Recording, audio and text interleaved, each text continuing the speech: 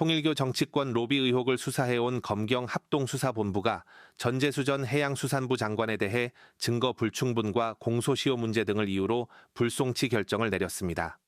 합수본은 전 장관이 지난 2018년 통일교 측으로부터 한일 해저터널 사업 관련 청탁과 함께 금품을 받았다는 의혹을 수사했지만 윤영호 전 통일교 세계본부장 진술 외에 이를 뒷받침할 핵심 증거가 충분하지 않다고 판단했습니다. 정치자금법 위반 혐의도 공소시효가 지난 것으로 봤습니다. 수사 과정에서는 통일교 측이 785만 원 상당의 까르띠에 시계를 구입한 사실과 전 장관 지인이 해당 시계 수리를 맡긴 정황도 확인됐습니다.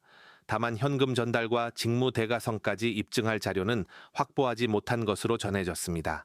한편 합수본은 전 장관 보좌진 4명이 압수수색에 대비해 부산 지역구 사무실 PC를 초기화하고 하드디스크를 훼손한 정황을 확인해 이들을 증거인멸 혐의로 불구속 기소했습니다. 사랑하는 부산 시민 여러분, 그리고 당원 동지 여러분, 부산에 딱 한 명밖에 없는 민주당 삼선 의원, 그리고 이재명 정부의 초대 해양수산부 장관으로서 해양수산부를 부산으로 이전시킨 전재수입니다. 정말 반갑습니다. 사랑하는 부산 시민 여러분, 대한민국은 서울 수도권 일극체제에 갇혀 있습니다. 지난 수십 년 동안 대한민국 국민들이 1인당 국민소득 3만 달러까지 오기까지는 국가의 자원, 그리고 국가의 정책과 예산의 우선순위를 한 곳으로 집중하는 성장 모델은 유효했습니다. 서울 수도권 일극체제라는 이 성장 모델을 가지고서 대한민국 국민들이 1인당 국민소득 3만 달러까지 왔습니다. 근데 여기까지입니다. 더 이상 서울 수도권이라고 하는 일극체제, 이러한 성장 모델로는 한계가 있습니다. 골드만삭스가 얼마 전에 대한민국이 이러한 서울 수도권 일극체제라는 성장 모델을 가지고 간다면 2040년이 된다면 필리핀, 말레이시아보다도 GDP가 떨어지는 세계 40위권의 경제 규모로 추락할 수 있다고 이야기합니다. 굳이 저희들이 골드만삭스의 통계라든지 전망을 인용하지 않더라도 우리가 이미 체감을 하고 있습니다. 역대 많은 정부에서 서울 수도권 일극체제를 극복하고 지방분권, 국가 균형 발전을 하기 위한 여러 가지 정책들이 있어 왔습니다만 예상했던, 목표로 했던 것만큼의 성과를 저희들이 내지는 못했습니다.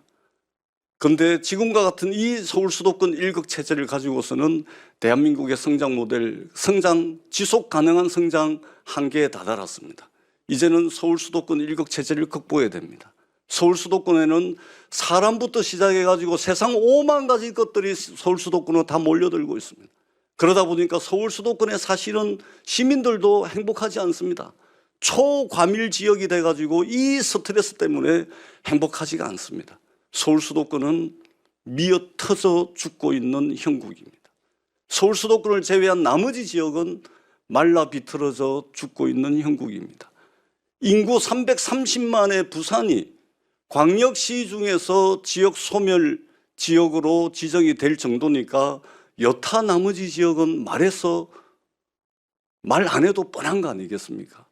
그래서 저는 미어터져 죽지 않는 나라, 말라 비틀어져 죽지 않는 나라, 이것이 대한민국의 지속 가능한 성장을 가능케 하는 것이고, 그리고 이 근본적이고 근원적인 목표를 달성하기 위해서는 반드시 서울 수도권을 제외한 나머지 지역에 새로운 성장 거점과 성장 엔진을 만들어야 되는데 과연 그것이 어느 곳이겠느냐라는 고민을 의정활동 내내 해왔습니다.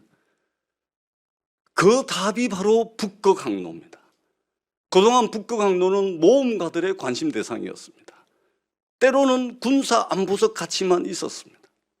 그런데 최근에는 경제적 가치, 상업적 가치가 증명이 됐습니다. 최근 10년 사이에 북극항로의 물동량이 10배가 늘어났습니다. 이 북극항로를 선도하고 선점하기 위한 세계 강대국들이 국가 정책과 국가 예산의 우선순위를 북극항로에 두고 있습니다. 미국은 작년에 세빙선을 11척 발주를 해가지고 북극항로 시대에 준비를 하고 있습니다. 러시아는 우크라이나하고 전쟁을 하는 이 와중에도 2035년까지 39조 원이라는 엄청난 예산을 책정을 해가지고 서쪽으로는 무르만스크, 동쪽으로는 블라디보스토크까지 39조 원의 투자 계획을 가지고서 세계의 새로운 항만과 새로운 환적 인프라 구축에 나섰습니다. 일본도 제4차 해운기본계획에 북극항로를 추가해가지고 국가 예산과 정책의 우선순위를 북극항로로 끌어올려 놨습니다. 중국은 더 겁납니다. 중국이 정말 겁나게 치고 나가고 있는데 중국은 1대1로 정책에다가 빙상 실크로드를 국가 정책의 우선순위로 넣었습니다. 이 빙상 실크로드가 다름 아닌 북극항로입니다. 그런데 더 중요한 것은 중국이 정말로 미래를 향해서 질주를 하고 있는데 더 중요한 것은 2025년도 9월 달에 중국 닝보항에서 컨테이너선, 이 짐을 가득 실은 컨테이너선이 중국 닝보항을 출발해 가지고 베링해를 거쳐서 유럽까지 가는데 단 20일 7,000km, 지금 현재 남방항로를 이용하는 이 거리보다 7,000km를 단축시켜 가지고 세계 최초로 컨테이너 전기 노선을 개설했습니다. 아크틱 익스프레스 서비스. 이미 북극항로는 상업적 가치를 지니고 있는 상업 노선으로서 현실화된 것입니다. 전 세계가 이렇게 움직일 때 대한민국은 어떻게 했습니까? 준비가 늦었습니다. 그래서 이 북극항로를 선도하고 선점하기 위해서는 대한민국이 주도적인 역할을 하기 위해서는 전략 도시와 전략 거점이 필요합니다. 부산의 많고 많은 항만 중에 가장 투자를 했을 때, 집적화시켰을 때 북극항로를 선도하고 선점할 수 있는 가장 경쟁력 있는 도시를 전략기지 성장 거점으로 만들고 거기에다가 집적화를 시켜야 된다라는 결론에 다다랐습니다. 그래서 대통령 선거 때 이재명 대통령께서 이 북극항로 시대를 선도하고 선점하기 위한 4종 세트 공약을 제가 통째로 개발하고 통째로 설계를 하고 제가 해양수산부 장관이 돼서는 이 4종 세트를 국정과제와 세부 추진 계획에 전부 반영을 했습니다. 첫 번째, 우리 부산이 바로 그 많고 많은 도시 중에 항만 도시 중에 부산을 전략기지와 성장 거점으로 정했습니다. 포항이 될 수도 있고 여수 광양이 될 수도 있고 그랬는데 왜 하필 부산이냐? 가장 경쟁력이 있는 세계적 경쟁력을 가지고 있는 해운 항만 도시이기 때문에 부산을 전략기지와 성장 거점으로 삼은 것입니다. 부산항은 환정량 기준으로 세계 2위의 환정 물동량 처리 기준으로 세계 2위입니다.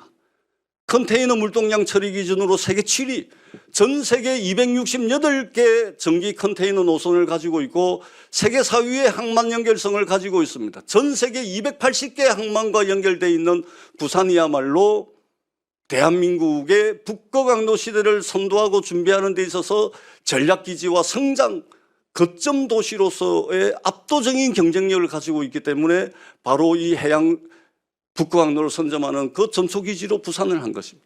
그래서 이 부산을 단순히 전초기지 전진기지가 아니고 해양 수도로 만들어 가지고 북극항로 시대를 선점하겠다라는 것이 이재명 정부의 5국 3특 전략의 일환이고 가장 5국 3특 전략을 현실에서 진행이 되고 있고 가장 성공 가능성이 높기 때문에 이 부산을 전략기지로 삼고 부산을 해양 수도로 키워야 되겠다라는 비전을 구체적으로 제시한 것입니다.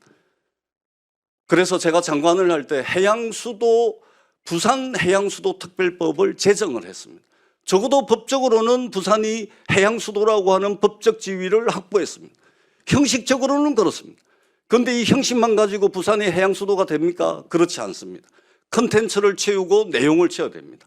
첫 번째, 부산이 해양수도가 되기 위해서는 행정을 총괄하는 해양수산부를 부산으로 이전해야 됩니다. 두 번째는 사법기능을 총괄하는 해사 전문법원을 신설해야 됩니다. 세 번째는 HMM을 비롯한 강력한 기업 경쟁력을 가지고 있는 해운 대기업들을 부산에 집적화시켜야 됩니다. 그리고 네 번째는 기존의 전통 제조업을 비롯해서 새로운 북극항로 시대가 가져오게 되는 이 경제적 효과를 배가시키고 시너지 효과를 내기 위해서 전문적으로 투자할 수 있는 50조 원 상당의 동남투자공사를 만들어야 됩니다.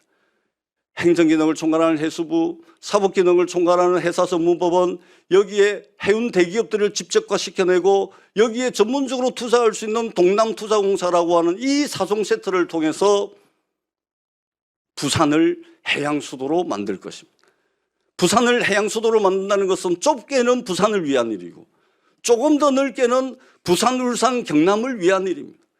그리고 조금 더 넓게는 북극 항로가 가져오게 되는 경제적, 직접적이고 간접적인 경제적 효과를 이 한반도 남단의 항만도시들을 항만도시들이 전부 흡수를 해가지고 여수, 광양, 진해, 부산, 울산, 포항에 이르는 이 권역을 북극 항로 경제권역으로 묶어내게 될 것입니다. 이렇게 된다면 대한민국이 서울 수도권이라고 하는 이 성장 엔진 하나만 가지고서 위태롭게 날고 있는데 해양 수도권이라는 성장 엔진 하나를 더 장착을 해가지고 대한민국이 지속 가능한 나라가 되는 것입니다. 좁게는 부산을 위한 일이지만 근본적이고 근원적으로는 새로운 대한민국의 발전 전략, 대한민국의 성장 전략, 대한민국의 대도약 전략이라고 생각을 합니다. 부산을 해양 수도로 키워내고 부산, 울산, 경남의 배후 수출용 국가 산단과 연계시켜서 북극항로의 경제적 효과를 배가시키고 시너지 효과를 내가지고 부산, 울산, 경남을 해양 수도권을 묶어내겠습니다. 그 마중물 역할, 그 선도적 역할을 부산시장이 돼가지고 이 부산이 그러한 역할을 할 수 있도록 전재수가 책임지겠습니다. 더 나아가서 여수, 광양에서 울산, 포항에 이르는 이 경제권역을 북극항로 경제권역으로 묶어가지고 대한민국이 서울 수도권과 대등하게 경쟁할 수 있는 이 성장 거점을 한반도 남단인 이 부산에서부터 전재수가 실천하겠습니다, 여러분.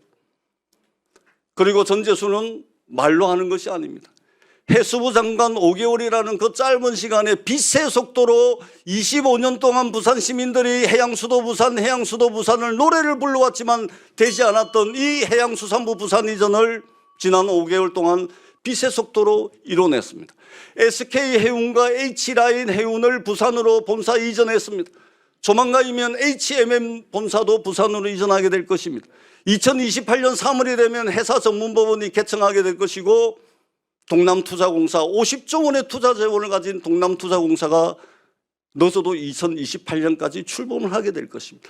이 모든 것들을 부산에 집적화시켜가지고 이 한반도 남단의 새로운 성장 거점을 만들어내고 이 에너지와 동력을 가지고 부산, 울산, 경남을 묶어내고 여수, 광양, 울산, 포항을 묶어내가지고 서울 수도권과 대등하게 경쟁해서 서울 수도권 1국 체제가 2국 체제, 3국 체제, 아니 더 나아가서 다극 체제로 나아가는 그 전진기지, 그 전초기지 부산을 이 전재수가 반드시 책임지겠다라는 말씀을 부산 시민들과 우리 당원 동지 여러분들께 드리도록 하겠습니다.